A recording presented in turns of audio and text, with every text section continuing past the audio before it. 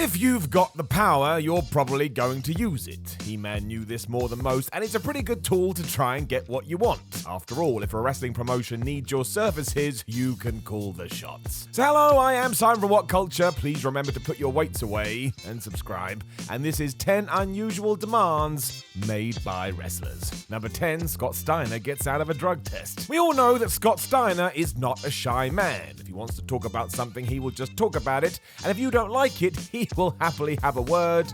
This man don't care. He's also been pretty much a giant his entire career, but in the late 90s and early 2000s, he got so big questions were asked about his physique, especially when he arrived in the WWE. The wellness policy was kind of in full effect in 2002, so officials approached Scott and asked him to take a urine test. He was more than happy to do this as long as somebody else joined him, and that person's name was Triple H. According to Steiner, as soon as he had made such a request, there was no more talk about any drug test, and we have to take this with a pinch of salt, of course, but if you're into conspiracy theories, go nuts. Number 9, The Ultimate Warrior's comic book. After The Ultimate Warrior vanished from the WWF in 1992, he went abroad, made a ton of money, and even opened a wrestling school.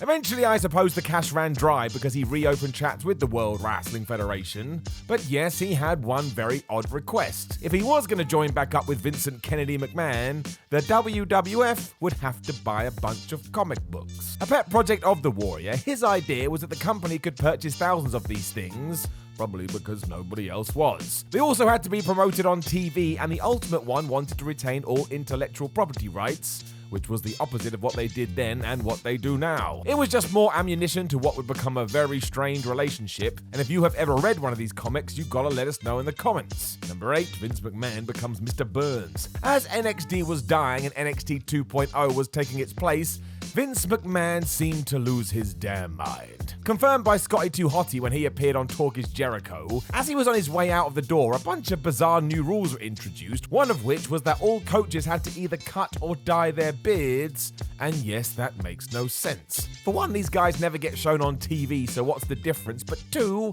there are far bigger issues in NXT that need focusing on. It's not like this affects their ability to teach, and it was another change that convinced Scott he had to get out of there before things got even more bizarre. It likely ties into the fact that for some reason McMahon just hates the fact that people start to look old, himself included. Why do you think he went away from TV for ages? He thought he had aged too much. Number 7, Johnny Laurinaitis' old tricks. Wrestling has always been about variety and having a little something for everyone, but for some reason Mr. Laurinaitis doesn't see it that way. What do I mean? Well, seemingly he doesn't really like long hair. It began when he found his way to the WWE in the 2000s and instructed most new recruits that they should cut back their mames, and this continued recently when, yes, he told new hire Javier Bernal that it was time to get the scissors out.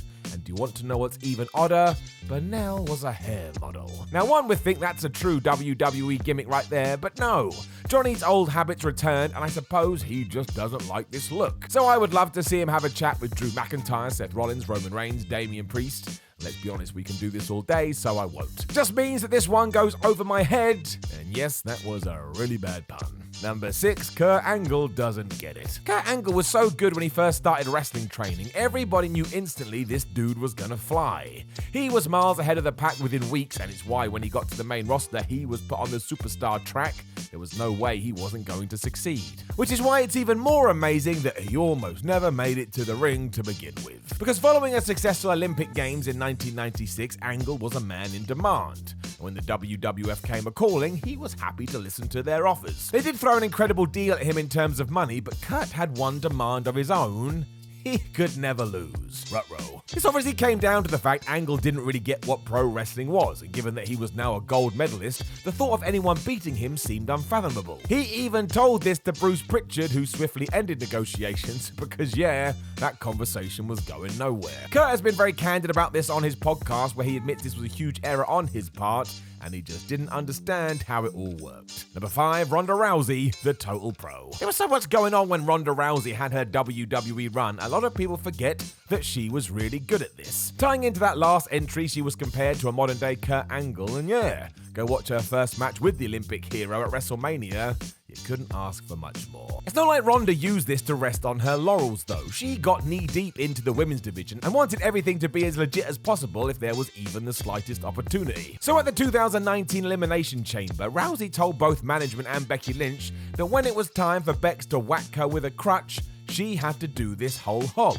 That's right. Screw working any shots. Ronda wanted to take the full brunt so that it looked great. It was all tying into her Terry-like funk approach to wrestling, which was tried to get the fans to buy into everything she did, and it worked. Go back and watch this now. The crowd reacts like she's been thrown out of a window, and that noise certainly helps. So it definitely is an odd demand, but also only one that someone of Rousey's standing could probably get away with. Number 4, Vince McMahon out-reasons Randy Orton. At Crown Jewel 2021, Riddle came out on a camel. As he was teaming with Randy Orton at the time, though, Mr. RKO thought that sounded great, so he also requested a ride to the ring. That is until in stepped Vince McMahon. In a he is totally correct moment, the boss squashed the Viper's demand because not only did it make no sense for his character, but it would also take away from Riddle's. He was the moron here, Randy Orton was the straight man, so we do whatever we have to do. And there's no two ways about it, McMahon was totally correct here. It did make the whole thing more entertaining, and it goes to show. It doesn't matter if you've been in the company for 20 years, if you're not meant to ride a damn camel, you don't get to ride a damn camel. Number 3, Ryback's one rule. There is a reason Ryback has never returned to the WWE. When he was renegotiating in 2016 with the powers that be, he had a ton of demands, one of which was that all talent should be paid equally regardless of their place on the card. Now this could be debated, but the big guy's logic was without the guys and girls who make the top stars look good, you wouldn't have top stars. But it's just not how life works. It was a sticking point for Ryback though, who left the company over it, and yeah, 6 years has passed now, and in that time the man who likes to be fed a lot has said a lot of stuff about WWE. So much that I can't even imagine a world where the two are able to rekindle any kind of relationship. He did not hold back. Number 2, the elite refuses to be elite. 9 times out of 10 in wrestling, you take your main event talent and ensure they don't lose all that much. This can go two ways because while it's smart, you do need to read the tea leaves at the same time. Take John Cena, for example. There were certainly occasions where he should have been defeated but wasn't, and then all of a sudden you get the boos. So when AEW was formed in 2018, the Young Bucks decided they wanted to do the opposite of this. They didn't care they were part of the very fabric of the company or top stars.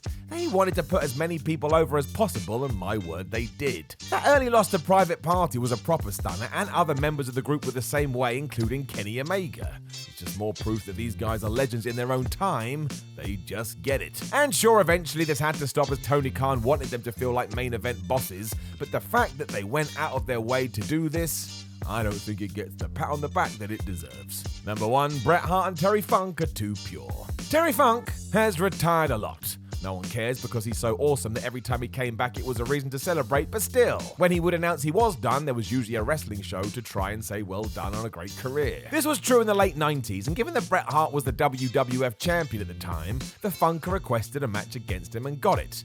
And do you want to know what both proceeded to then do? Refuse to win. That is right. In an industry where being pinned is sometimes treated as worse than death, these two pros met up, discussed the fight, and wanted to put the other over. The Hitman wanted to do it because Funk was a legend, whereas Terry respected the title and Bret so much, he didn't think it was right he beat the champion.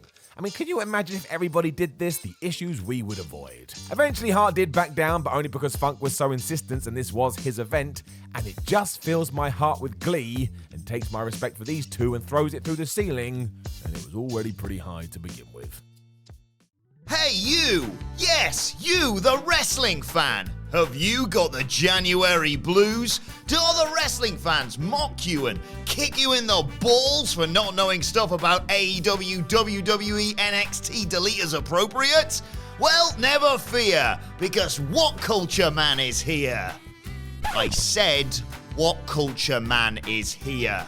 And he's here to tell you that if you head to shop.whatculture.com now, you can get your hands on all these great wrestling books, plus magazines, t-shirts and board games. Becoming All Elite by Michael Sidgwick, Development Hell by Michael Sidgwick, Shocking Wrestling Plans You Won't Believe Almost Happened, Shocking Wrestling Plans You Won't Believe Actually Happened, and 606 Wrestling Matches to See Before You Die. Thanks, What Culture Man! What Culture Man is a What Culture creation. DC Comics, please don't sue.